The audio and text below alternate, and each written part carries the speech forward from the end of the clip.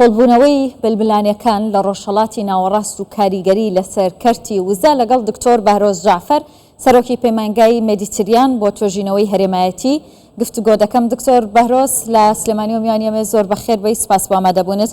دکتۆر پێت وایە ئیسرائیل مەبەستێتی یاخود دامەزراوە نەوتیەکانی عێراق و ئێران بە ئامانج بگرێت؟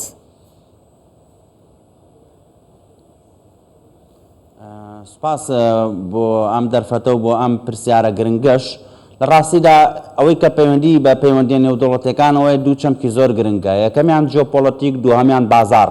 ئەمە جەنگێکی جیۆپۆلیتیکی یان شفتێک یان وەرچەرخانێکی جیۆپۆلیتیکیە کە لە ناوچەکە بەڕێوەیە و جیۆپۆلیتیکیش هەر تەنها ئەوە نییە کاریگەری پێگەی شوێن و جوگرافیا لەسەر پێگەی تۆ، لەسەر ئابووری تۆ، لەسەر هێزی تۆ، بەڵکو چەند پرۆژەیەکی گرنگ لەم ناوچەیە ئیش دەکەن. یەکێک لەوانە پرۆژەی ئیسرائیل و ئەمریکایە، پرۆژەی تورکیایە، پرۆژەی ئێران هەیە، پرۆژەی ئەمریکایە بۆ ڕێگرتن لە بەرهەژموونی چین لەگەڵ هیندستانە لە چوارچەوەی کۆمەڵی جی7.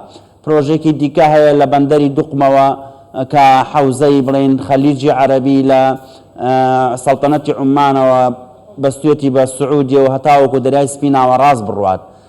بە بڕوای من وەڵامی پرسیارەکەی تۆ ئەوەیە کە بەڵێ ئیسرائیل ئەوێ پەلاماری کانە نەوتەکانی ئێران و عێراق بدات لەبەر یەک هۆی سەرەکی، هۆیەکی سەرەکی کە ئەگەر 10 ساڵ پێش ئێستا وای ئیسرائیل ئەمەی نەئەکرد، چونکە ئیسرائیل بە درێژایی تەمەنی خۆی هەتاوەکو 4 ساڵ پێش ئێستا بەردەوام غازی سروشتی، من ناڵێم بەردەوام غازی سروشتی هاوردە کردووە بە تایبەتی لە ئازەربایجان و لە وڵاتانی دیکەوە بە مل تورکیاشە. ئێستش تورکیان بە ڕێگەی تورکیا و بەندەری جیانە ئەوە دەکات، بەڵام ئێستا ئەوە ماوەی 4 ساڵە ئیسرائیل لە کانەرە ئاویەکانی خۆی لە جەڵکەی تامار، لە کێڵگەی کاریژ، لە لێڤاسان، لەگەڵ قوبرسا خۆیان بەرهەمێنەری غازن. واتە ئیسرائیل لە هاوردەکاری وزەوە بۆ بە هەناردەکاری وزە ئێستا ئەوروپا چاوی لەوەیە غازی ئیسرائیل وەربگرێت و غازی ئیسرائیل بکڕێ بە بۆڕیە کە 1900 کیلۆمەتر درێژەکەیەتی بە بۆڕی ئێسمێت ناسراوە. بۆیە ئیسرائیل چاوی لە تەوەسوعێکی گرنگە لەوەی کە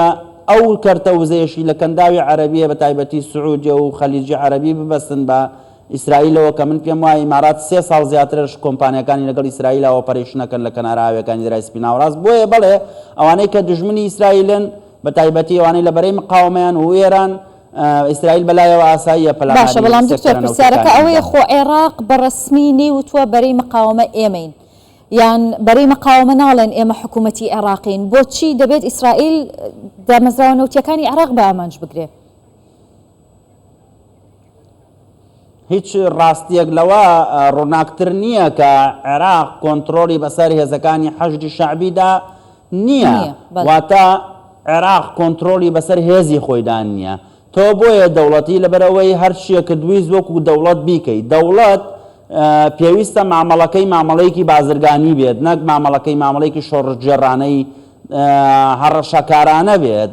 ئەوەی کە عێراق کردوێتی لە ماوەی 1 ساڵی جەنگی غەزەدا هێزەکانی بەرەی مقاومە یان بڵین ئەوانەی لە بەرەقەی مقاومەیان بەیان بە هێزە وەلایەکان کە خۆیان ڕاستەوخۆ دەڵێن فەرمان لە ڕابەری کۆماری ئیسلامیەوە وەردەگرن لە عێراقدا 170 جار پەلاماری خاکی ئیسرائیلیان داوە لە خاکی عێراقەوە. بە تایبەتی 75 لە سەتی ئەم هێرشانە لە ماوەی مانگی ڕابردووە بۆ، واتە لە ماوەی ئەو هێرشانە بووە کە بۆ سەر لوبنان ئیسرائیل دەستی پێکردووە، لە ماوەی کوژرانی حەسەن نەسروڵڵادا بووە. بۆیە من پێم وایە ئەوەی کە باسم کرد لە سەرەتای بەرنامەکە ئەگەر عێراق زۆر لەسەر ئەمە بڕوا، من پێم وایە ئیسرائیل وەکو خۆی پەلاماری بۆ نمونە ناوچەیەکی وەکو بەسڕە بدات کە 70 لە سەتی نەوتی عێراق لە ڕێگەی بەسڕەوە هەناردا ئەکرێت. باشە، سەفانەوەتی داهاتی بەروسەرەوەش داهاتی عێراق لەسەر نەوتە، ئەو کاتە مەترسی لەسەر عێراق چییە بێ؟ ئێستا دێم باسیەوەت بۆ دەکەم، هەر ئێستا ڕێگویستم باسیەوە بکەم. تۆ ئێستا لە بەرنامەکە دووەستاوی یا هەر بینەرێک سەیری ئەمەکە بێنێتە پێش چاوی خۆی عێراق لە بینی 3 حەوزە، 3 بوقعەی وزەیە یان 3 کوتلەی وزەی گرنگایە. کوتلەیەک لە خوارەوە کوتلەی کەنداوی عەرەبیە، حەوزەی کەنداوی عەرەبیە کە عێراق لەوێوە حەوزەیەکی گرنگی جیۆپۆلیتیکی وزەیە و خۆشیان کەندا و خاوەنی وزەن و بەرەو ئاسیا دەڕوا. کوتلەیەک ئەسترن مەدەترۆینێن دەریای سپی ناوەڕاستە کە بەندەری جیهان یەکێکە لەو بەندەرانەی لە دەریای سپی ناوەڕاستن. ئێمڕۆ دەریای سپی ناوەڕاست بمانەوێ نەمانەوێ ئەمریکا، بەریتانیا، ئیسرائیل خاوەندارێتی لێ ئەەکەن و ئەمە هەر مەسلەی وزەنیە، مەسلەی کۆچبەرە، مەسلەی ئاسایشی ئەوروپایە. هێڵەکانی وزە بە ڕۆژهەڵاتی دەریای سپی ناوەڕاستە ئەچن بۆ ئەوروپا. ئیسرائیل قیادەی ئەمە دەکات، وەکو باسم کرد ئیسرائیل ئێستا خۆی خاوەنی غازە، یەدەکی غازی خۆی دۆزیوەتەوە لە کەنارە ئاویەکان و ئەم جەنگەشی دەستی پێ کردووە، بۆیە ناتانیاوە دەستی لێسەر ناگرێت، چونکە لە کەنارە ئاویەکانی لوبنان و حتا میسر و ئیسرائیل خۆیەوە شەڵگەی غازی گرنگ هەن کە یانە تۆ بڵێ ئەو شەڕی ئیسرائیلی کە شەڕێکی ئەمنیە، شەڕێکی ئابووریە ئەمە دەکات. شەڕێکی جیۆپۆلیتیکیە، هەموو ئەمانە دەگرێتەوە، جەنگێکی جیۆپۆلیتیکیە بۆ پاراستنی ئاسایشی خۆی ئەمە دەکات، بە تایبەتی ئاسایشی وزە. ئێمە ڕاستە دەبینین هایدرۆجینی سەوز وزە نیۆبۆکان بەرەمێنانی وزە لە ڕێگەی خۆ، لە ڕێگەی با، لە ڕێگەی پەیەنی شیمیایی، لە ڕێگەی تەوژمی ئاوە دروست دەکرێت، بەڵام هێشتا نەوت بازاڕی یەکەمی یان ڕیزبەند یەکەمی گردۆ لە بازاڕی دارایی جیهاندا. بۆ وەڵامی پرسیارەکەی جەنابێت بەڵێ ینی ئێمە دەبێت بێنە ناو عێراقەوە، واز لە ئەوە بێنین. ڕاستە بە پێی نەزەڕەی ڕیالیزمە نوێیەکان لە پەیوەندی نێودەوڵەتیەکانە هەموو هەڕەشانەی دەگوزارێن پەیوەندی بە سیستەمی نێودەوڵەتی و سروشتی سیستەمی نێودەوڵەتیەوەیە کە وەزعەکەوا دەخوازێ بەرەو جەنگ ئەڕۆین.